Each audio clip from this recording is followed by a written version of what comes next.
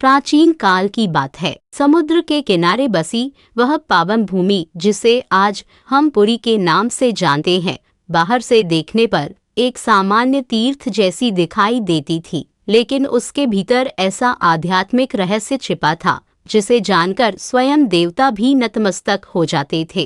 कहते हैं कि यह भूमि किसी साधारण आकृति में नहीं बल्कि साक्षात शंख के आकार में स्थित है। यही कारण है कि भगवान श्रीहरि के इस पवित्र क्षेत्र को शंख क्षेत्र कहा गया। मान्यता है कि जैसे भगवान विष्णु के हाथ में पांचजन्य शंख उनकी दिव्य शक्ति का प्रतीक है, वैसे ही पृथ्वी पर पुरी की यह भूमि भगवान के शंख का ही दिव्य स्वरूप मानी गई। इस रहस्यमयी क्षेत्र की सीमा में प्रवेश करते ही मानो मनुष्य सामान्य संसार से निकलकर एक ऐसी आध्यात्मिक भूमि में प्रवेश करता है जहां हर दिशा में भगवान की उपस्थिति का अनुभव होता है। कहा जाता है कि एक समय यमराज स्वयं इस क्षेत्र की सीमा तक पहुंचे थे। उनके हाथ में मृत्यु का दंड था और उनके साथ अनगिनत जीवों के कर्मों का लेखा जोखा था। लेकिन जैसे ही वे इस पवित्र भूमि की सीमा के पास पहुंचे, उनके कदम रुक गए। यमराज ने आश्चर्य से सामने देखा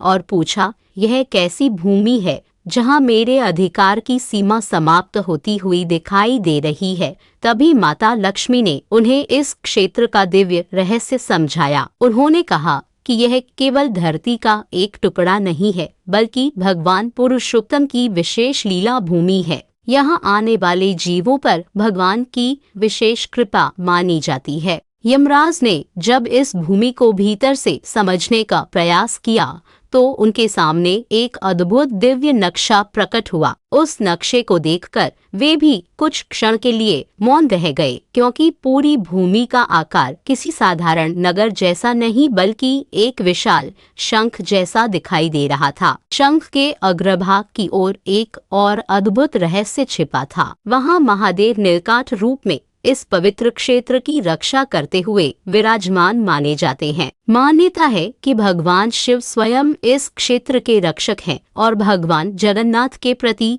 उनकी भक्ति अद्भुत है। ऐसा लगता था मानो शंख क्षेत्र में प्रवेश करने वाले प्रत्येक जीव से महादेव कह रहे हों कि यह भूमि केवल भगवान विष्णु की नहीं बल्कि शिव और विष्णु की एकता का भी प्रतीक है। जो व्यक्ति इस भूमि में प्रवेश करता है वह केवल एक मंदिर की ओर नहीं बढ़ रहा होता, बल्कि उस आध्यात्मिक क्षेत्र में प्रवेश कर रहा होता है जहां अनेक दिव्य शक्तियां एक साथ विराजमान मानी जाती हैं। इसके बाद सामने आया कपाल मोचन का रहस्य। पुराणों में वर्णित एक प्रसिद्ध कथा के अनुसार जब ब्रह्मा जी का एक सिर महादेव द्वारा अलग किया गया, तब उसका कपाल शिवजी के हाथ से अलग नहीं हुआ। महादेव उस कपाल को लेकर अनेक स्थानों पर भटके, लेकिन वह उनके हाथ से नहीं छूटा। अंततः जिस पवित्र भूमि में वह कपाल गिरा उसे कपाल मोचन से जोड़ा जाता है। इस घटना ने इस क्षेत्र की महिमा को और भी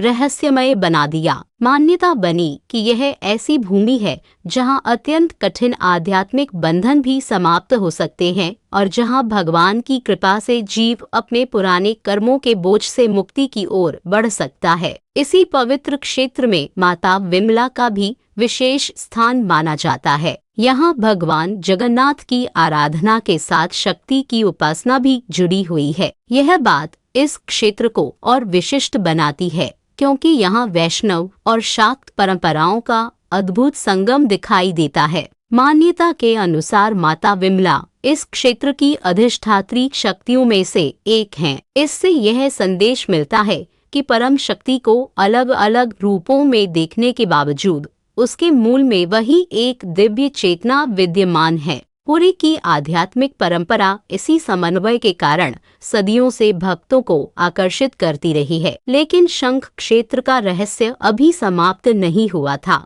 जैसे जैसे दिव्य नक्शा अपने मध्य भाग की ओर बढ़ा, वहाँ एक अत्यंत पवित्र क्षेत्र दिखाई दिया। कहा जाता है कि शंख की नाभि के समान इस मध्य क्षेत्र में रोहिणी कुंड, अक्षय वट और भगवान पुरुषोत्तम से जुड़ी दिव्य मान्यताएं स्थित हैं। इन स्थानों को पुरी की आध्यात्मिक संरचना का अत्यंत महत्वपूर्ण हिस्सा माना जाता है। अक्षय वट को अक्षय अर्थात कभी न समाप्त होने वाली दिव्यता का प्रतीक माना जाता है। उसके समीप भगवान की उपस्थिति इस बात का संकेत देती है कि यह क्षेत्र केवल बाहरी तीर्थ नहीं बल्कि भीतर की आध्यात्मिक यात्रा का भी प्रतीक है। इसी क्षेत्र की रक्षा भगवान के सुदर्शन चक्र से जुड़ी मान्यता भी सामने आती है। सुदर्शन केवल एक अस्त्र नहीं बल्कि भगवान विष्णु की दिव्य शक्ति और धर्म की रक्षा का प्रतीक माना जाता है। भक्तों के लिए यह विश्वास अत्यंत महत्वपूर्ण है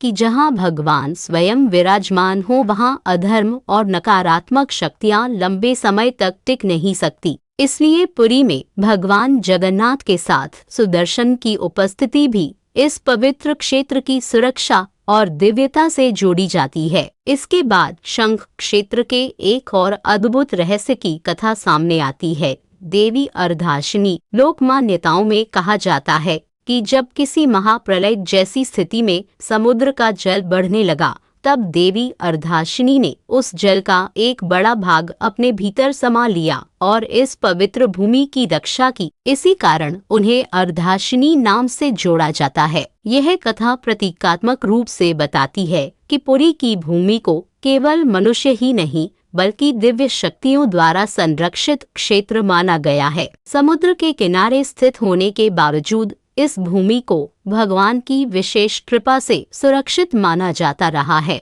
अब कथा पहुंचती है रोहिणी कुंड के उस रहस्य तक जिसे सुनकर श्रद्धालु आश्चर्य से भर जाते हैं। मान्यता है कि एक कौवा इस कुंड के समीप पहुंचा और वहां भगवान की दिव्य उपस्थिति का अनुभव हुआ। कहा जाता है कि भगवान के दर्शन मात्र से उसे मुक्ति प्राप्त हो गई। इस कथा का संदेश यह है कि भगवान की कृपा जीव की बाहरी पहचान नहीं देखती। मनुष्य हो या कोई अन्य जीव, यदि उसे परमात्मा की कृपा प्राप्त हो जाए तो उसके लिए मुक्ति का मार्ग खुल सकता है। यही कारण है कि रोहिणी कुंड को पुरी की रहस्यमयी आध्यात्मिक परंपराओं में विशेष स्थान दिया जाता है। और फिर सामने आया सातवां प्रमुख रहस्य, नृसिंह भगवान विष्णु के नृसिंह रूप को धर्म की रक्षा और भक्त की रक्षा का प्रतीक माना जाता है। पुरी की धार्मिक परंपराओं में नृसिंह उपासना का भी विशेष महत्व है। मान्यता है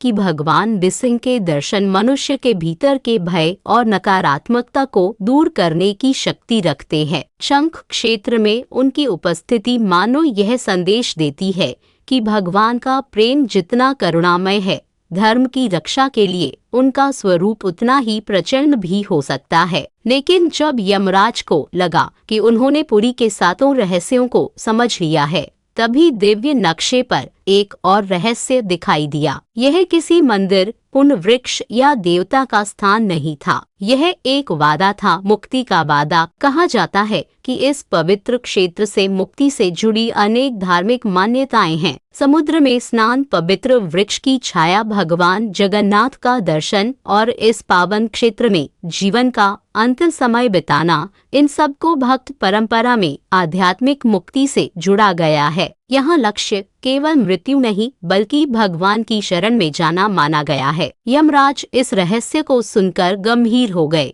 उन्होंने पूछा, क्या केवल इस भूमि में आने से मनुष्य के सभी कर्म समाप्त हो जाते हैं? माता लक्ष्मी ने उत्तर दिया, मुक्ति को केवल बाहरी यात्रा समझना भूल होगी। तीर्थ मनुष्य को अपने भीतर झांकने का अवसर देता है। भगवान का दर्शन तभी सार्थक होता है जब मनुष्य अपने जीवन में सत्य, दया, सेवा और भक्ति को स्थान देता है। यह सुनकर यमराज समझ गए कि शंख क्षेत्र का सबसे बड़ा रहस्य किसी नक्शे में नहीं बल्कि मनुष्य के हृदय में छिपा है। उसी समय उस पवित्र भूमि की ओर दो ऐसे मनुष्य आने लगे जिनके जीवन में पाप और गलतियों का बोझ बहुत अधिक था। उन्होंने अपने जीवन में इतने गलत कर्म किए थे कि बड़े बड़े विद्वान भी उनके लिए कोई सरल प्रायश्चित नहीं बता पा रहे थे। वे निराश होकर एक वैष्णव संत के पास पहुँचे और पूछा, क्या हमारे लिए भी कोई मार्ग बचा है? संत ने उनकी ओर देखकर कहा, जब मनुष्य स्वयं को पूरी तरह खो चुका समझता है तभी भगवान की शरण का द्वार खुलता है। पुरुषोत्तम क्षेत्र जाओ और सच्चे हृदय से भगवान जगन्नाथ का स्मरण करो। दोनों व्यक्ति पुरी की ओर चल पड़े। रास्ते भर उनके मन में यही प्रश्न था कि क्या वास्तव में भगवान उनके जैसे पापियों को स्वीकार करेंगे। जैसे जैसे वे शंख क्षेत्र के निकट पहुँचे, उनके भीतर एक अजीब शांति उतरने लगी। दूर से मंदिर की ध्वजा दिखाई दी। उनके कदम रुक गए और आंखों में आंसू आ गए। उन्होंने हाथ जोड़कर कहा, हे प्रभु, हमने जीवन में बहुत गलतियां की। यदि आपकी शरण में भी हमारे लिए कोई स्थान है तो हमें स्वीकार कर लीजिए। मंदिर की ओर देखते हुए उनके मन में पहली बार ऐसा लगा जैसे वर्षों से बंद कोई द्वार भीतर से खुल रहा हो। और यही शंख क्षेत्र की सबसे बड़ी सीख थी। भगवान जगन्नाथ की महिमा केवल चमत्कारों की कथाओं में नहीं बल्कि उस भावना में है जहां एक अपराधी भी पश्चाताप के साथ भगवान की शरण में लौट सकता है। पुरी को शंख क्षेत्र कहने की परंपरा इस पवित्र भूमि की धार्मिक और सांस्कृतिक मान्यताओं से जुड़ी हुई है, जहां विष्णु, शिव, शक्ति, नृसिंह और अनेक दिव्य परंपराएं एक साथ दिखाई देती हैं। यहाँ समुद्र की लहरें मानो भगवान का नाम दोहराती हैं।